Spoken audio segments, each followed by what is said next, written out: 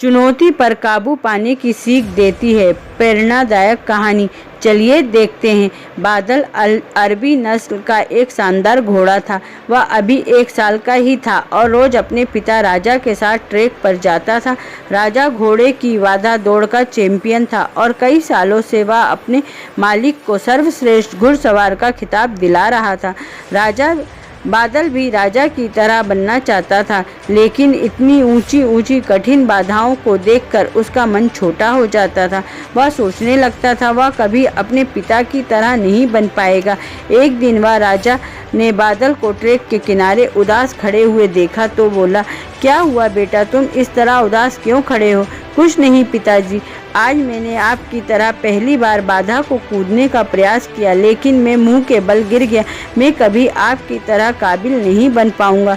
राजा बादल की बात को समझ गया। अगले दिन सुबह वह बादल को लेकर ट्रैक पर आया और एक लकड़ी का गट्ठा की ओर इशारा करते हुए बोला, चलो बादल, जरा इस लट्ठे के ऊपर कूद कर तो दिखाओ।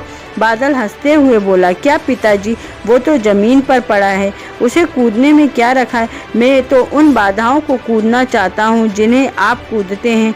मैं जैसा कहता हूँ वैसा करो, राजा ने लगभग डांटते हुए कहा। अगले ही क्षण बादल लकड़ी के लट्ठे को दौड़कर पार कर चुका था।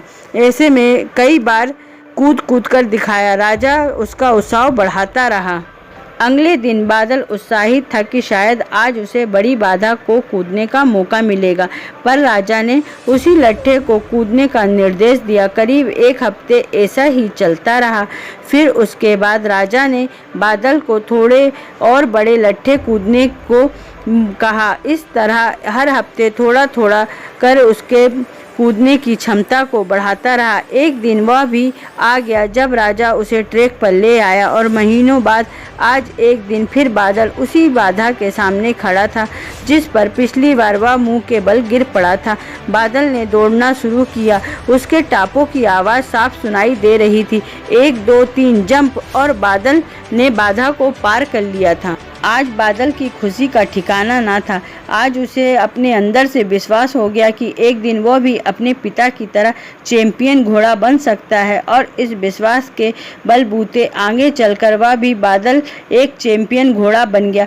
दोस्तों, बहुत से लोग सिर्फ अपना गोल अचीव नहीं कर पाते क्योंकि वे एक बड़े चैलेंज को छोटे छोटे चैलेंज में डिवाइड नहीं कर पाते। इसलिए अगर आप भी अपनी लाइफ में एक चैंपियन बनना चाहते हैं, तो एक बड़ा लक्ष्य हासिल करना चाहते हैं, तो उसे पाने के लिए आगे बढ़िए।